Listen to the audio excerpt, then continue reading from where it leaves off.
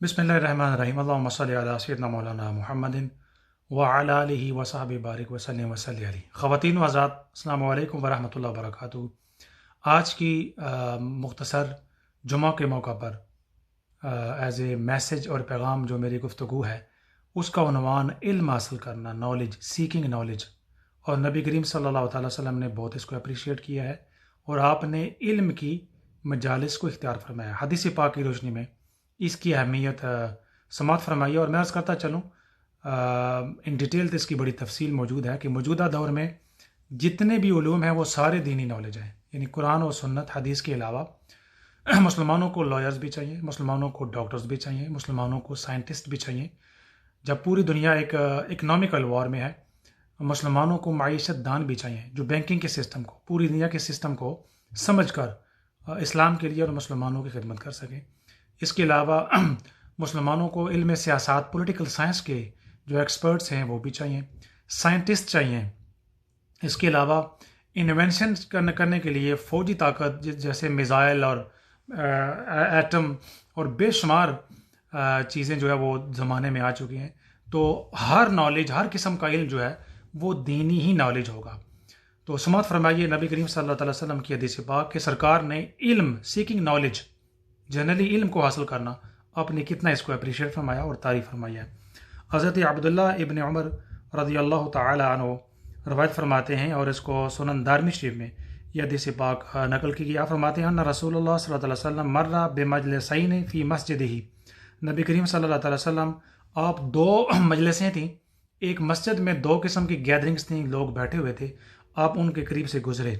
فقال کلاہما علی خیر واحدہما افضل من صاحبہ اما هؤلاء فيدعون الله ويرغبون إليه فإن شاء أعطاهم وإن شاء منعهم وأما هؤلاء فيتعلمون الفقه أو العلم ويعلمون الجاهل فهم أفضل وإنما بعثت معلما ثم جلس فيهم أو كما قال في الحديث۔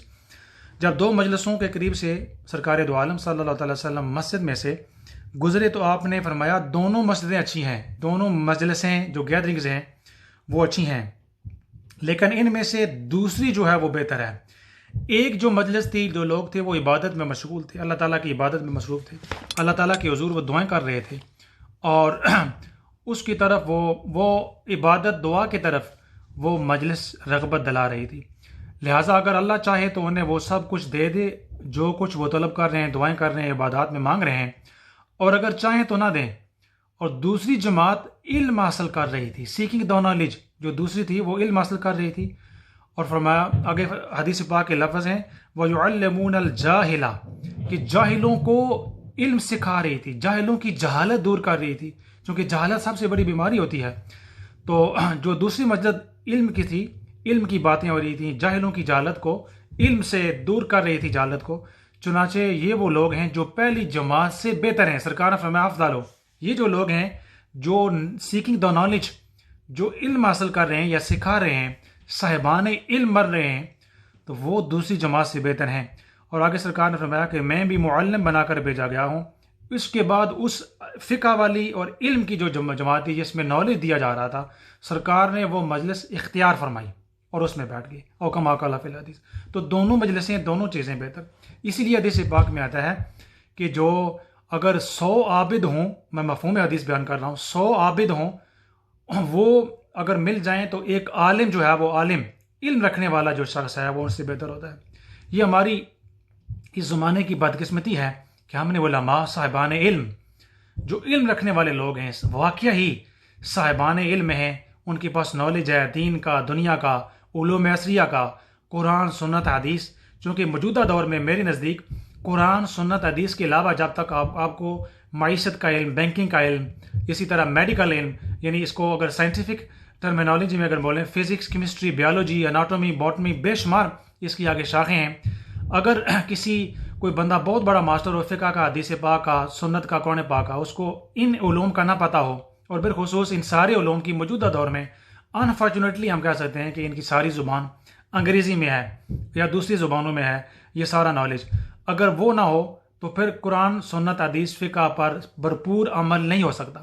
تو موجودہ دور میں علم حاصل کرنا قرآن پاک کا، حدیث پاک کا، سنت رسول صلی اللہ علیہ وسلم کے علاوہ، جیسا کہ میں نے شروع میں عرض کیا، بینکنگ کا علم ہے، ڈاکٹری کا علم ہے، اس کے علاوہ معیشت کا علم ہے، سیاست پولیٹیکل سائنس کا علم ہے، نظام معاشرت کا علم ہے، لا کا علم ہے. یہ سارے نالج جب تک ایک انسان کو نہ آتے ہوں تو انسان اسلام کی انٹرپریٹیشن، پریکٹیکل انٹرپریٹیشن صحیح طور پر نہیں کر سکتا. تو موجودہ دور میں ایک میں مثال دوں گا، جیسا کہ یہ کرونا وائرس کا دور ہے، اس دور میں پوری دنیا وہ گوروں کی طرف دیکھ رہی ہے کہ گورے کچھ کریں گے. امریکہ یا انگلینڈ یا دوسرے جو گورے ہیں یورپین ممالک، وہ کچھ کریں گے، یا چائنا کچھ کرے گا. 56 اسلامی ملکوں میں بڑی بڑی لائبریریاں ہونے کے باوجود، بڑے ممالک، تیل کی دولت ہونے کے باوجود، سونا ہونے کے باوجود، 56 ملکوں کی، نااہلی کسی کی بھی ہو، حکمرانوں کی ہو، جو کچھ بھی اس کی جو کاز ہو، جو وجہ ہو، میں اس کی طرف نہیں جاتا. 56 اسلامی ملکوں میں کسی کی یہ ضرورت نہیں ہوئی کہ کوئی دعویٰ کر سکے کہ اس نے کورونا وائرس کی کوئی ویکسینیشن بنائی ہے. یہ میں اس لیے عرض کر رہا ہوں کہ بے شمار تھیوریاں ہیں جو میرے نزدیک وہ تھیوریاں صحیح نہیں ہیں. کوئی کہتا ہے کہ یہ جو کرونا وائرس کی جو ویکسینیشن آئے گی اس کے اندر چپ ہے، کوئی کہتا ہے کہ یہ ہمارا ڈیٹا لینا چاہتے ہیں، کوئی کہتا ہے کہ یہ کرنا چاہتے ہیں، کوئی کہتا ہے کہ اس کے اندر استغفر اللہ معاذ اللہ کسی حرام جانور کا کوئی چیزیں ہیں. یہ اس طرف میں اس بحث میں پڑھنا نہیں چاہتا، لیکن یہ تھیوریاں کیوں ہیں؟ وہ اس لیے کہ ہمیں اس کا نالج نہیں ہے. 56 اسلامی ملکوں میں، 56 اسلامی ملکوں میں کوئی ملک، کوئی سائنسدان، کوئی بھی ایسا ادارہ ایسا نہیں ہے کہ جو یہ دعویٰ کر سکے انہوں نے اس پر کام کیا ہے اور انہوں نے اس ویکسینیشن کی یہ انگریڈینٹس ہیں اور مسلمان کیا کریں. کسی کی طرف کوئی گائیڈنس نہیں ہے. لوگ چھوٹے چھوٹے ویڈیوز پر جو گورے ویڈیوز بناتے ہیں اور پھر مسلمان دانشور وہ ویڈیو بنا کر اپنے یوٹیوب پر ویورز کو زیادہ کرنے کے لیے لوگوں کے اندر وہ بھیج دیتے ہیں اور لوگ اسی بات پر وہ یقین کر لیتے ہیں.